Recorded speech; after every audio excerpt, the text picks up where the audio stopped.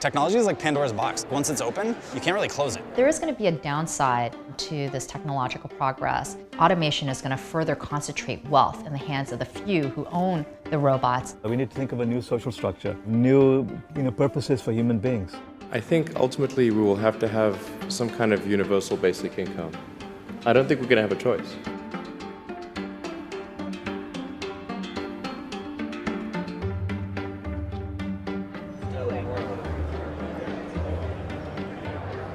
Do you think that we're in a danger zone?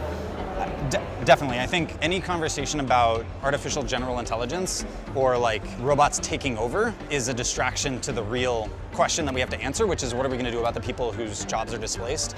I'm at a Silicon Valley robotics show with Adam Kell, a partner at a venture capital firm that focuses on artificial intelligence and robotics.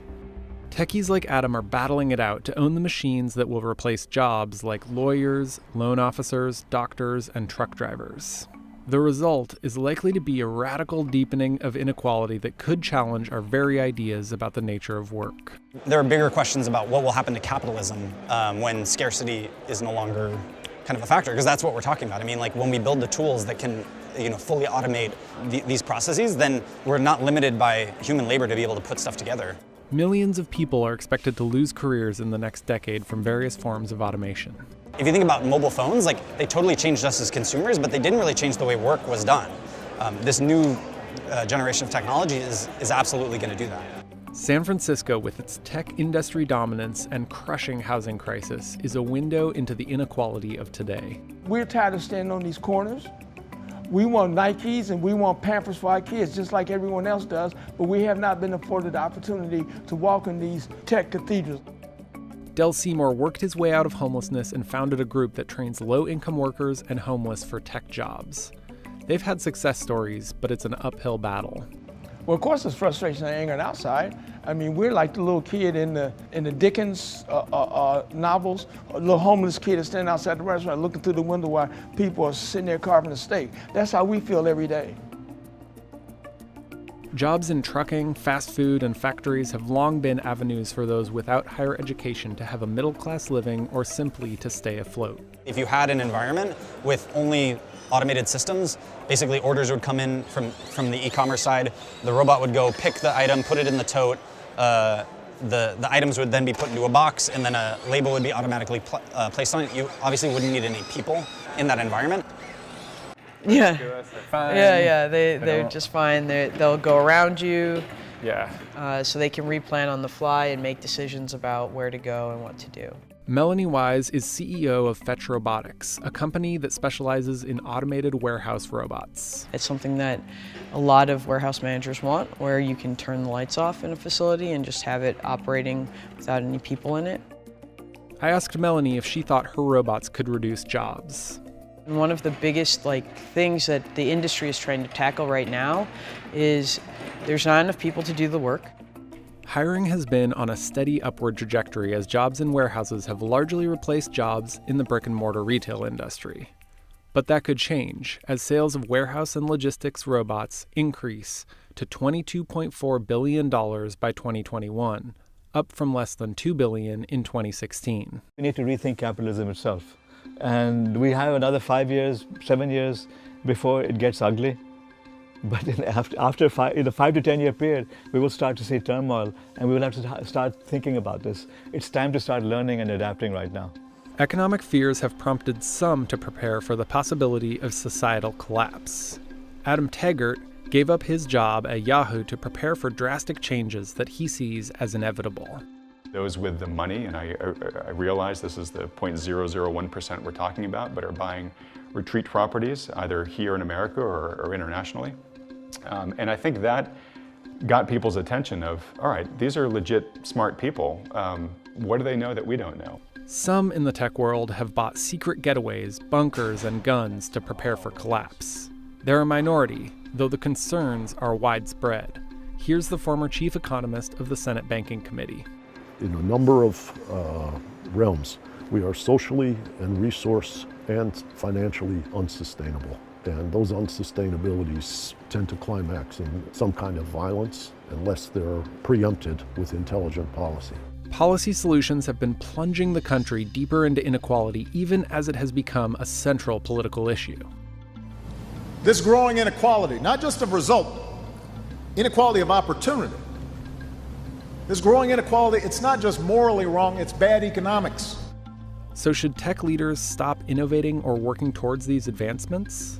I wanted to ask Silicon Valley's inventors these questions, those creating the labor-saving robots of the future.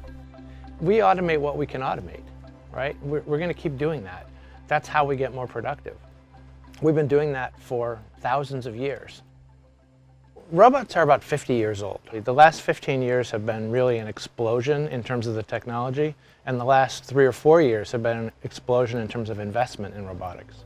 Worldwide annual spending on AI is expected to increase from $12 billion in 2017 to nearly $60 billion in 2021. We can sit back and say, we don't want to adopt robots, we want to protect jobs, and that's great. China will basically build everything for us for the foreseeable future. For those involved in building these technologies, it's an all-out battle. Cousins makes a robot butler that is being used for deliveries in workspaces like offices, hospitals, and hotels. My name's Andy Evers. I'm the general manager here at the Aloft Cupertino, here in Cupertino, California, right next to the Apple campus. On the overnight shift, we have one person staffing the front desk, so it's very convenient for the staff to be able to put things into the relay robot and have it delivered to the room. You know, the robots, if we can get them to figure out how to, you know, clean the floors and deliver items to rooms and make beds, then that's great. It'll just allow us to offer more service to our guests. Silicon Valley is a testing ground for technologies that have changed our lives and a window into unintended downsides. It's also where some of the fiercest political debates are beginning over our automated future. It's one of the biggest issues that's facing this country over the next decade, and not enough people are talking about it. That's Jane Kim, a San Francisco city supervisor running for mayor, who has proposed a robot tax to help correct the inequality that is now a defining characteristic of the Bay Area. San Francisco has the fastest growing income gap between the rich and the poor of any city in the country. The income gap comparing annual pay between the wealthiest and poorest 20% grew in San Francisco by more than $70,000 in 5 years. That has made San Francisco into a city with glittering tech towers, fancy cars, and multi-million-dollar homes on every street. I want to say that I do think automation is a good thing. It's a positive thing. It's going to increase our productivity. It's going to grow our economy. It's going to, help save lives and maybe even fight climate change. But there is going to be a downside to this technological progress. Automation is going to further concentrate wealth in the hands of the few who own the robots. Tech companies employ relatively few people when compared to the corporate behemoths of the past. At its height, Kodak was worth $28 billion and employed 140,000 people. When Instagram was sold to Facebook for $1 billion, there were just 13 employees. Blockbuster Video employed 60,000 people at its peak in 2004 on revenue of $5.9 billion, while Netflix employs just 4,400 people on revenue of $2.5 billion. Much of this innovation has been subsidized for decades by taxpayer dollars. And so we are where we are because we have all contributed to the research and development of automation. Kim's robot tax has been fiercely opposed by many in the tech world. Yeah, let's tax innovation. Good idea. What's your take on it? I don't think it's a good idea. You shouldn't stop innovation because you're afraid that rich people will get richer. What you should do is figure out how you can make all of us wealthier and then talk about redistribution in ways that make sense. If you don't put some ideas out there, even if they're ones that people hate or have strong reactions to, then you're not going to be able to push a dialogue and get people to move on a really important issue. In San Francisco, the situation is dire. A family of 4 here making under $105,000 per year is now considered low income by the U.S. Department of Housing and Urban Development. The housing crisis in the area is so severe that many have simply left or fallen into homelessness. Arnell Clark grew up in East Palo Alto, the heart of Silicon Valley, surrounded by the headquarters of Apple, Facebook, and Google. I always thought that East Palo Alto could use some more companies, as prestigious as Facebook is, but I hate what them coming to the community has done to it. Arnell couldn't afford to rent a home in the area, so he moved his family into an RV. A lot of the people who live in motorhomes are taxpayers. You know, they work every day. They have families that they're trying to raise. The RVs have become an option of last resort for working poor as rents in the area have skyrocketed. I'm just grateful that my children, they love us and love what we bring to them. You know? So. As inequality has worsened nationwide and automation has spurned fears of social collapse, some tech titans have suggested a social safety net of free money known as universal basic income. Our robot tax proposal is just one of many tools that we're considering in a portfolio of policies to address automation. And I'm certainly looking at universal basic income as well. The idea is simple. Give every citizen guaranteed income with no strings attached. People might say, oh, we don't want to give handouts. But giving handouts, there's nothing shameful about giving handouts or receiving them in a situation where you have vast amounts of new wealth creation. But it's not an idea that comes without controversy. It gives no incentive to work. It gives all the kind of reasons why you don't work. That would be a tragedy. That would be, oh my God, no. Now, when you look at automation, it makes the product better. It makes the efficiency of the factory better. It makes for a faster delivery of the product, but you still have to have a very advanced staff to maintain those robots.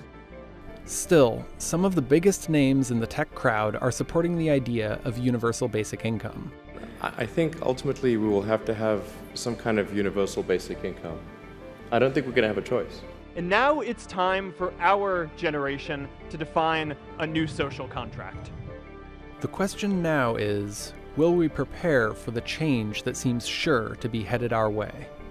The experts, academics, tech leaders are all sounding the same alarm bell, which is that automation is going to destroy certain jobs and tasks. And I think it's incredibly important that those that are reaping the benefits of this technological progress contribute their share to address the downsides as well. Hey, I'm Joel with AJ Plus. Make sure to subscribe for more docs just like this. Thanks for watching part 3. I hope you'll watch part 1 and 2 as well.